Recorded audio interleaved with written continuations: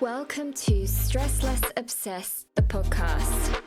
My name is Sophie Deans, and I'm here to bring you all things on self-care, self-development, as well as lifestyle tips and hacks to keep your life as simple and stress-free as possible.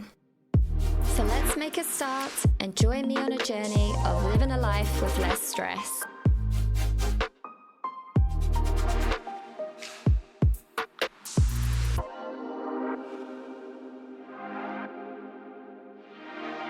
Hello, my lovely listeners. Thank you for joining me today. Now, yesterday I had such a lovely day. I decided to have a bit of a, I guess you could say, Wellness Wednesday. And I had such a slow morning. I just got up, I made a tea, and then I went back to bed with the doggies and had nice doggy cuddles. I then read my book on my Kindle, and then after that I went for a HOCAT session.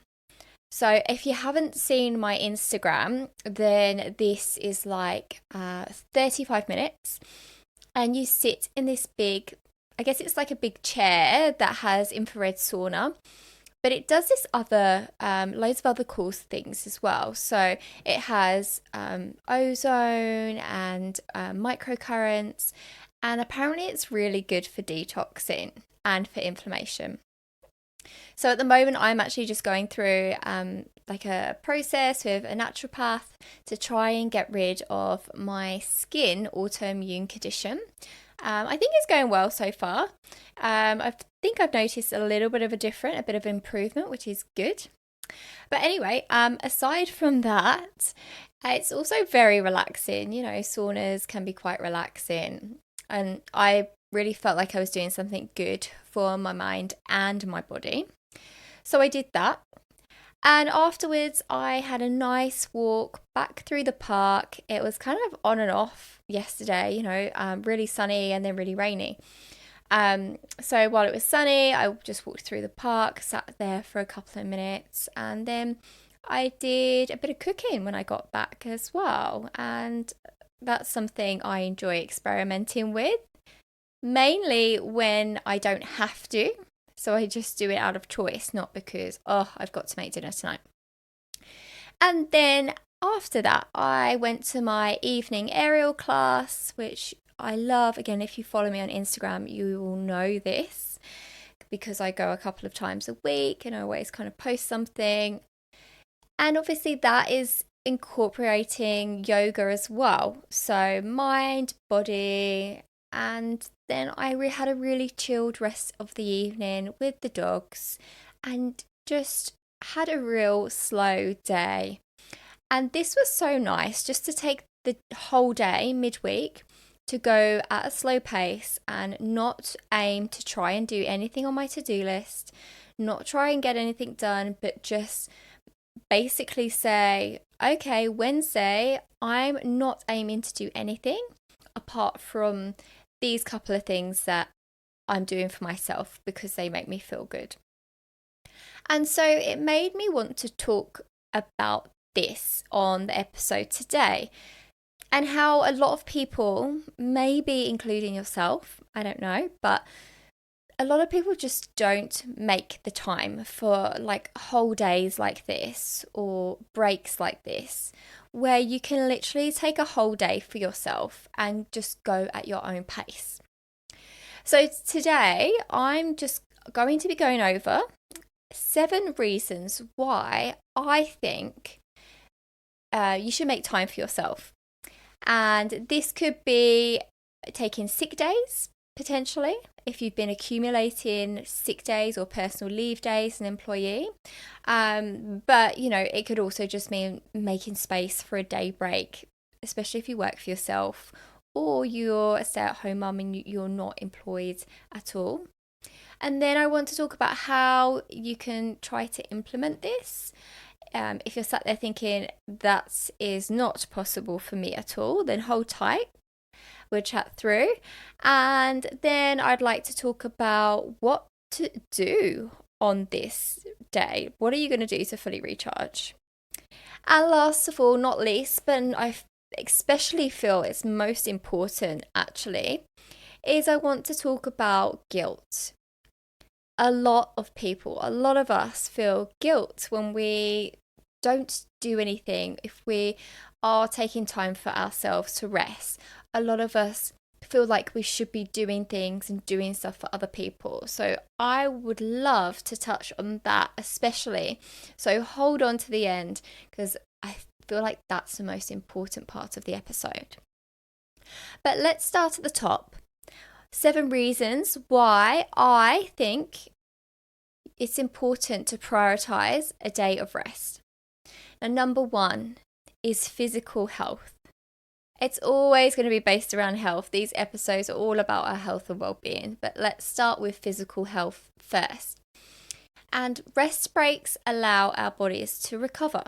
Obviously, if we have physical strain, then we might need to rest and recover to prevent fatigue and injuries. And you're thinking, oh, well, that's okay because I don't have a physical job. Well, you might be surprised to know that this is true, whether you're sitting at a desk all day or not, and whether you have a physical job. So either way, our bodies don't like to be stuck in the same cycle. And so taking breaks helps reduce the risk of issues and improve our overall posture and circulation. Okay, so physical job or sat down all day, our bodies don't like that all the time. We need to change it up. We need a bit of variety. We can't be go, go, go all the time without making time to rest and recuperate and recover. But we can't be stagnant all the time either. We need to get up and move and change our posture and keep moving. So whatever you're doing, you can't get out of it. Okay. I actually think that sitting down could be just as bad as having too much movement, if not worse. So we have to mix it up. Number 2, for mental clarity. Of course, if we're continuously using our brains without breaks, then this can lead to mental fatigue, just like physical. So this means that we might experience decreased concentration, even poor decision making. Even just taking short breaks throughout the day, you might notice that allows us to come back and our brains have recharged and reset a little bit. And you might find that you're able to refocus, have a bit more creativity and more problem-solving skills.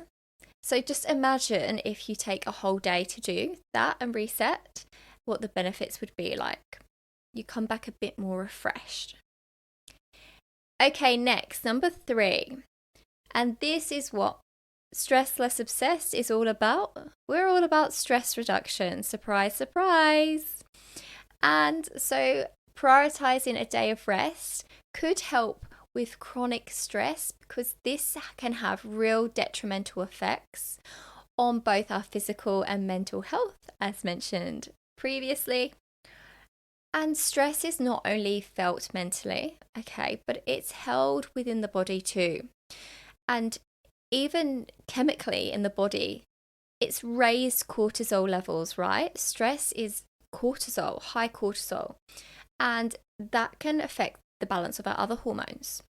So just giving yourself ample opportunities to relax, unwind, reduce these stress levels, and help to prevent getting down that path of burnout. And that will help to promote emotional well-being. And look, if you feel like you're already a little too far down that path to burnout, I think this would be a key signal that you need to take a break. Now, number 4. I bet there are some of you that are thinking, oh, but I have so much to do. Take a break? No, I'm too busy. I can't. Well, that's no excuse because actually taking a break has been linked to an increase in productivity and efficiency. So, yes, contrary to popular belief, taking breaks actually does enhance productivity, and studies have shown that short, frequent breaks can lead to improved performance. And it prevents that mental fatigue. So that would then, allow us to maintain a higher level of focus and concentration over time. So, in fact, if you feel like you're lacking motivation or focus, perhaps you really should consider taking a break. It might help you get things done a bit faster. And then there's number 5. It prevents decision fatigue. So, decision fatigue occurs when the quality of our decision making starts to deteriorate, and that's because we're making numerous choices consistently. By taking breaks, we just give our brains a chance to reset, and that will then just gives it a break. It reduces the likelihood of succumbing to decision fatigue and, even making poor choices and mistakes.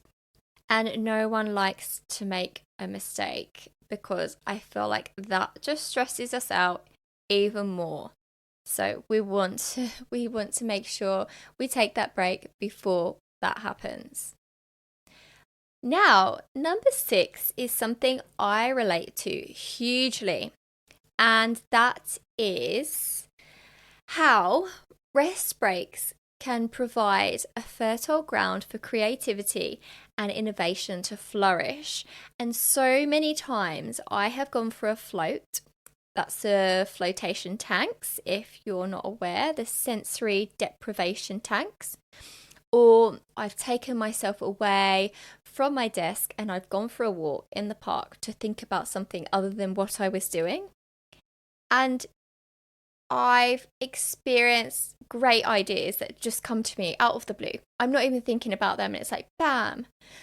And I feel like giving yourself or your brain the space to wander rather than trying to force it and like, oh, I need to come up with something. I need to come up with a name, problem solving, whatever. I feel like trying to force it causes resistance. And yeah, like I say, I can really relate to this, where I've taken a step back and I'm like, oh my God, where did that come from? Or I've been in meetings in the past and I'm like, oh no, there's this huge issue. And then working from home, I'm going, oh, I forgot to brush my teeth this morning. I haven't brushed my teeth after my coffee. I go and brush my teeth, and literally while I'm brushing my teeth, like not even thinking about anything, bam, why don't we try this? And I think it just comes to you. It's amazing. So yeah, where was I? It's like stepping away can just give us new ideas, new perspectives, and yeah, lead to greater innovation and problem solving, I guess. So if you're feeling a little bit stale lately, maybe you just need to take a break. You might come back feeling refreshed, which is great, but you might also end up coming back with lots of great ideas as well. So I feel like this can be applied to taking a whole day, but also to these micro breaks throughout the day as well. If you're like hyper focused on something and nothing is coming through, this could work for you too. Now, lastly, at number 7, our physical and emotional well-being overall. So I know I spoke about physical and mental, but just our overall well-being is as big a reason as any. And just the tangible benefits for our physical and our cognitive health, frequent rest breaks, but also, throughout the week, the month, the year, this all contributes to our overall sense of well-being and life satisfaction. So if you've heard the saying of all work and no play makes Jack a dull boy, that's basically what I'm saying here, Taking time to rest and recharge ultimately fosters a greater sense of balance, fulfillment, and happiness and contentment. So I guess here it sounds like I'm talking a lot about work. I'm sure a lot of you are referring or thinking about this in reference to work, which I guess it is here because, it's where we spend most of our life. But honestly, it can be a break from everything or anything. Maybe your family and the duties that entails. Maybe just having a day space from your partner. Maybe a day off from the gym. Maybe all of these at once, cancelling everything and just taking one day to do you, just like a day of you, and doing what you want because you want to, and not doing anything because you have to. Especially not doing anything that tires you. That's the whole point. I feel like a lot of us don't know how to rest properly. And look, I think it can require quite a lot of planning, but ultimately it's worth it than half resting. So if you find that you can't get a break at the weekends, maybe there are things that just have to be done at the weekends. Maybe then you want to think about taking a day to yourself during the week. That could be the answer. And hello, employees, I'm talking to you now. This could be where you utilize your sick or personal days as well. And you're thinking, well, technically I'm not sick. Okay, I get it. Well, you could wait until you really are sick, till you're so burnt out that you get sick and are then forced to take, say, a whole week off because you're just like completely under it. And that would be probably quite unforeseen and harder to organize, sort out, probably feel more stressful. And I feel like these things never happen at a good time either, and it's just like one thing after another. So if you're anything like me, you'd probably end up working while still recovering, while sick. So yeah, sometimes I feel like being proactive with these things, like better than waiting for the shit to hit the fan. So look, sick days and your personal days, they're for personal use, right? And obviously, look at your company. If you are an employee at a company, look at their leave policy. But usually, the personal days, they're personal days. And I feel like a lot of people don't feel comfortable to tell their boss or their superior that they would like a mental health day without it causing a stir, maybe stigma. Maybe your company is actually really forward thinking and they actually offer these. I know some people that have companies that offer like wellbeing days, mental health days, and they're specifically to be used where you don't have to provide like a medical certificate or a reason. You just say, I'm planning to take this day, end of conversation. And that's what it's used for. So that ultimately is perfect. Although I still don't necessarily think you get that many, really. But yeah, I mean, I personally think you shouldn't have to give a detailed reason as to why you are off, especially just for one day, unless, of course, there is already problems with your performance or your attendance, and so it could spark or ring a few bells there, a few alarm bells. So just use your common sense here. But if you're someone that never takes sick leave or personal leave, you're always working even when you're sick, then they're there to be used, and maybe you should start thinking about using them. I know a lot of people don't like to use their annual leave to just rest because when we get given this amount of annual leave, it's like, well, all these things I could do. Well, I want to go to Europe. Well, I only get 4 weeks annual leave and I want to go to Europe for 3 weeks and or 4 weeks or 5 weeks, So I completely get it. So for that person that will work all the time and never uses their sick leave, just know this is an entitlement. And I guess I'm trying to say for those that work for themselves or those stay-at-home mums who need a break, pre-planning is really the way forward. And it's more preferred than getting sick and burning out, right? You have to agree. You don't have to announce it to anyone that you are going to take a day off, a day break, but you can kind of work up to that day by trying to block out your calendar and ensuring there aren't any meetings that day and kind of ensure that you're not needed. And that could be like making sure things are wrapped up the day before or extending deadlines out a bit, a couple of days later so you have time, because you don't want to be stressed and worried on your day off. Like, that completely negates the whole point of taking a rest day if you're going to be stressed. Like, there's just no point. If you have children, you might want to arrange childcare for that day or have a friend or family member take care of the kids on that day, get them to pick them up so you get a whole day.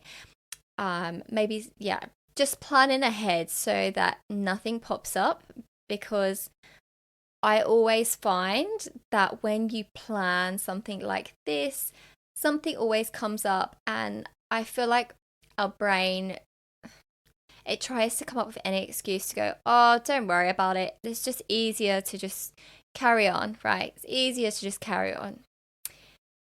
The reason for that, I feel, personally, would be guilt. I don't know how many of you feel guilty, even when you are completely and genuinely bedridden, like with the flu, and you're like, oh no, I have this presentation today. I feel so bad. What will they do without me? But guess what? It happens. It happens to people all the time. And you know what else? People just cope. The other people cope and they figure it out and they get on with it.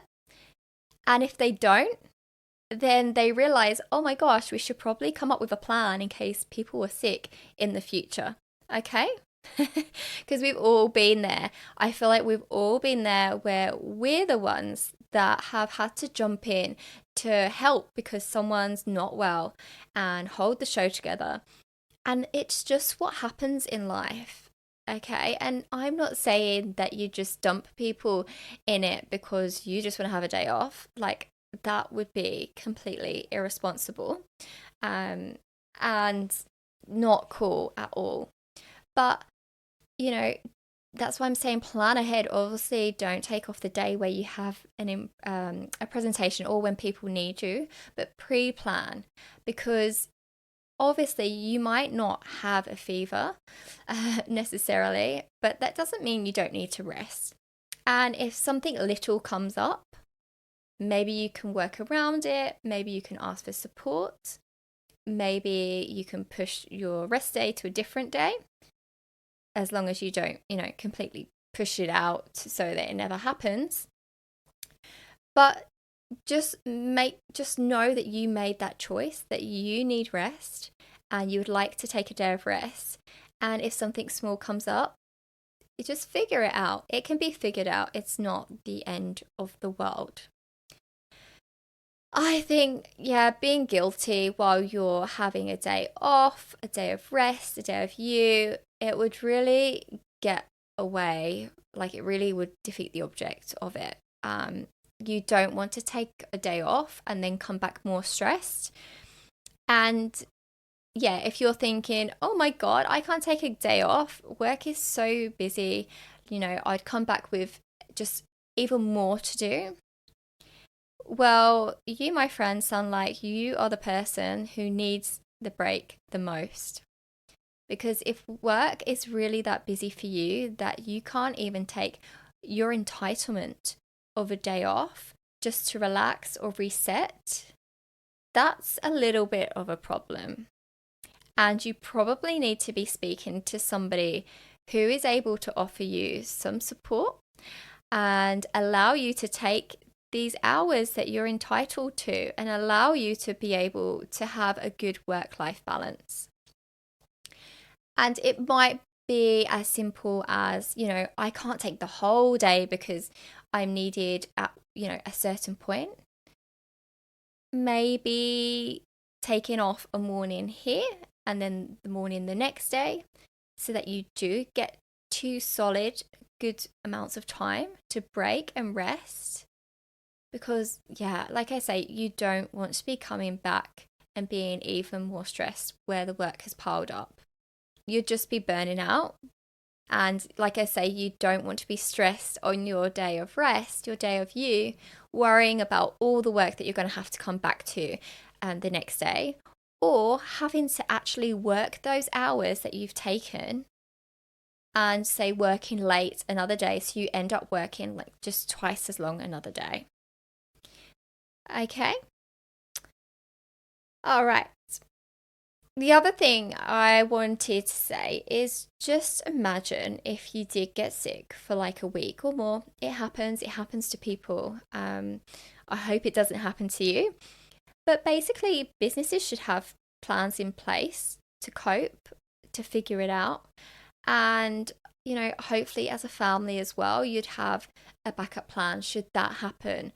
More for peace of mind than anything. But just having like one day, just know hopefully that would help to avoid that. Right, so you've sorted it out, you've pre-planned, you've organised everything, so you have this one whole complete blank day to yourself. What are you going to do? How are you going to recharge those tired, run-down batteries of yours? There is no right or wrong answer, except for the fact that you should do whatever recharges your batteries. And for some people, that could be laying in bed all day. Now, I have recently discovered that a lot of people are referring to this as rotting.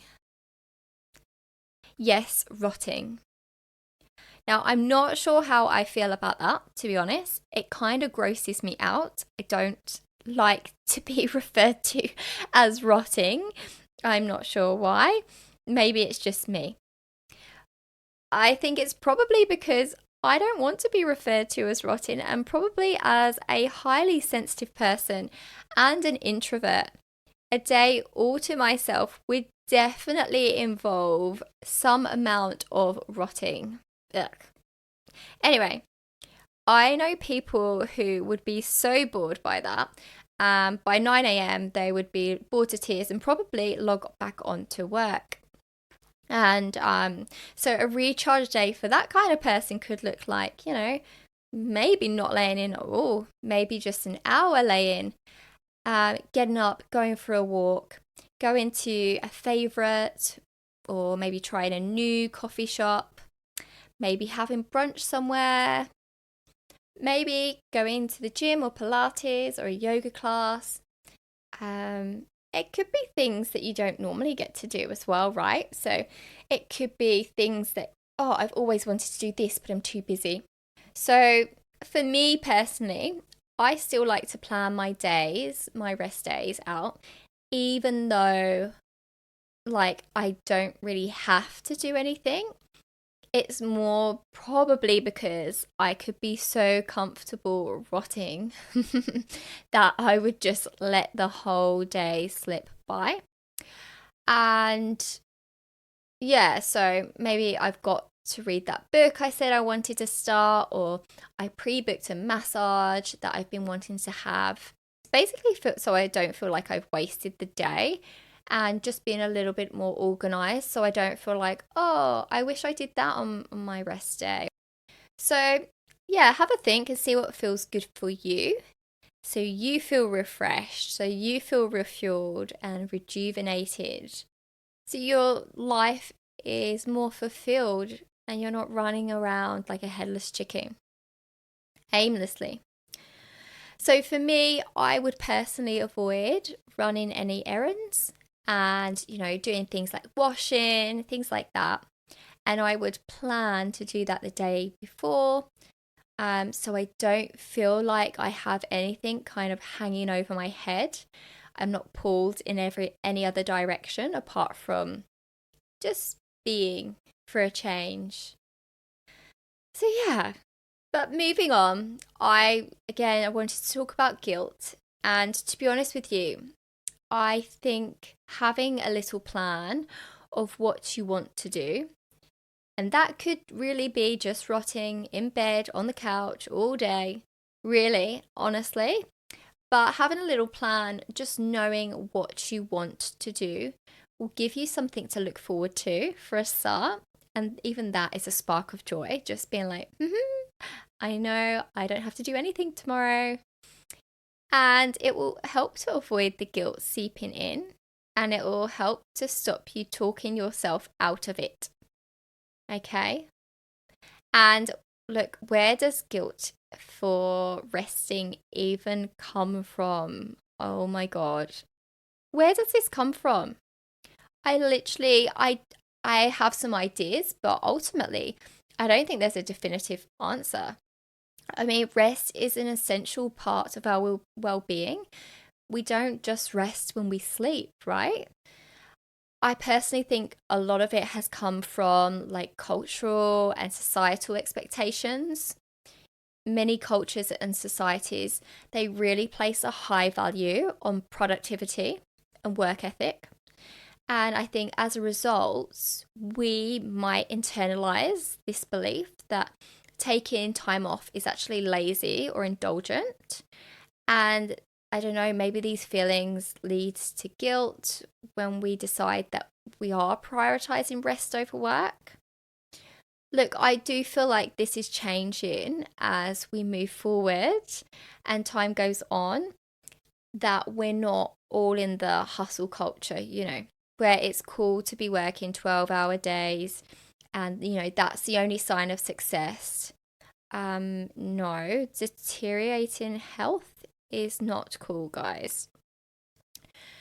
And the other thing I think could be down to like workplace norms, depending on where you work. Some workplaces, there might be like an implicit or even explicit expectation to always be available and responsive. And so this can create a sense of guilt when, you're taking time off, whether it's sick leave, personal leave, whatever, due to that fear of falling behind or letting down our colleagues or employers, or our team or people that report into us. We just don't always have a choice here. But look, it's definitely worth a deeper look into, because if you feel that your workplace has these kind of strict views, then maybe is this in alignment with where you are going in life? Is this what you're looking for in the future? Is this in alignment with where you are now? I think it's good just to be aware and not ignoring that. I also think we put probably a very high amount of self-imposed pressure on ourselves as individuals. Like we have a tendency to set high standards, and then we fear falling short of our own expectations. I think this rings a very loud bell for me. This kind of self-imposed pressure can lead to feelings of guilt when we take time off, because we set high standards of what we want to achieve. And we worry about not meeting our own perceived obligations or responsibilities. And that can make us feel really stressed. It makes me feel stressed and overwhelmed. And that's something I'm working on at the moment. Taking a break, obviously, like I said, can help us to flow again, so we're not dragging our feet and trying to get through our to-do lists And yeah, it swings and roundabouts, but sometimes working smarter is taking a break than working harder or for longer. And then there is the root of all evil. No, I'm kidding. Kind of. Comparison with others. When we see others working hard or sacrificing their own rest for the sake of their goals, their ambitions, we feel compelled to do the same, don't we? Sometimes. I think this comparison can exacerbate feelings of guilt when we prioritize our own well-being over external expectations. And different people actually need different rest periods. Like I was saying before, as an introvert, I might just relax by doing nothing potentially, and someone else might relax by being running here, running there, doing like other things. We're all very different, and we're all different at different times. We're not stagnant and we're not static. So just because what someone is doing doesn't mean you should be doing that too. We're all at very different stages of life as well. There's that to think about. So I think that's a really poor indicator of what we should be doing ourselves by looking at what everyone else is doing. And then finally, I feel like this kind of guiltiness is because of a fear of judgment. So there could be fear of criticism from others, from taking time off, worrying about what people think or say about you, especially if it's perceived as like unnecessary or unwarranted. This whole fear of being judged, it can contribute to things of guilt and reluctance to prioritize our own needs. Big one here. And what I have to say to combat this is that a lot of the time, if you are genuinely not a lazy person, and you genuinely do not make time for yourself even, but it doesn't even have to be that. If you know you aren't a lazy person, then if anyone is saying things about you that is unwarranted, then this is usually a reflection of themselves. So maybe they're jealous and they wish they'd made more time for themselves, and they're like a little bit jealous that you've done that. Or most likely it could be an insecurity of the amount of work, say, that they're doing, and like that's why they wouldn't take off time, because they're not actually getting that much work done. It could be a number of things, but usually if someone is making negative comments, unwarranted negative comments about somebody else, it's usually a complete reflection of their internal feelings or insecurities. And so I just would not worry at all about what everyone else has to say, because content and happy people, they don't care what everyone else is doing. Okay, so the people that are conscious what everyone else is doing, they're not happy people. So I would just leave them to it.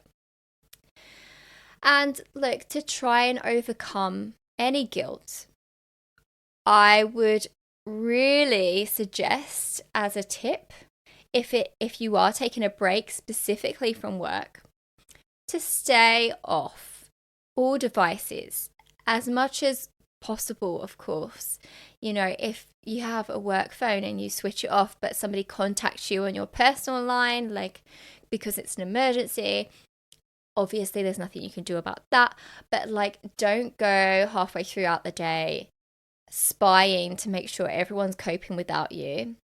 No, this is a rest day. And if you're going to take a rest day, just make sure you're making the most of it. Of course, be contactable, but don't actively seek it, okay? And just have compassion with yourself. Remind yourself that Like, what are you seeking to get out of this day of rest? Why are you seeking this day of rest? What do you hope to gain from it? And also, how can you make rest like a regular occurrence? Whether it's like using personal days, your regular annual leave days, whether it's actually blanking out, blocking out every Sunday, every week, maybe every couple of weeks, where you don't make any plans, or you just take yourself out and hang in nature for the day, like whatever it is. Really think about how to not let this just be a one-off and then your energy kind of drains again. Try and incorporate rest into your life in the future to keep your brain and your body fresh and energized and just like on point. And you could, even if you wanted to, try to challenge the narrative and normalize rest, especially if you are working for yourself, if you're a stay-at-home mum, and just being open with the people that you're around, even with your friends, just saying that you need to recharge, you need to boost your productivity, you're feeling run down, but it's completely your choice. You don't have to. I think it all comes down to boundaries and being comfortable with enforcing them. I do have an episode on boundaries for you if that's something you want to listen to, try and work on. It's episode 11 of the podcast, so you can tune into that afterwards. It's about why you should start saying no. It's for people pleasers. But yeah, like I say, this isn't just about work. It could be turning down invites to brunch one weekend, for example, on a Sunday, and just being more transparent by telling people, sorry, I just really need to take the day to recharge, and maybe suggesting going the following week. And don't feel peer pressured to negate your needs. Okay, well look, we are 45 minutes in, and I think we have covered everything here. Wow, I really thought this was going to be a short episode today, but it is definitely on the longer side. So I'm sorry, I hope you're still here. I hope you're planning to take a you day soon, a rest day, and I want you to go and get excited. Go get things in motion, make a plan, even if that is to do absolutely nothing at all. Cover all bases so that you can really enjoy filling your cup, recharging your battery, and then coming back a better, brighter version of yourself. So if you enjoyed this episode today, please follow and subscribe. And look, why not even send this to someone who really needs it? If you know any workaholics out there, or mums who really just cannot catch a break, just go on, share the love. Look, I appreciate you listening as always, and I'd love to hear from you as always. Thoughts, feelings, what would you do if you have a you day, and what have you done on your you days in the past? Please leave me a comment or a message on Instagram. And as always, check the show notes for all the info. And I'll see you next time. Don't forget to follow me on Instagram, Stress Less Obsessed. And thanks for listening. Until next time, breathe and stress less.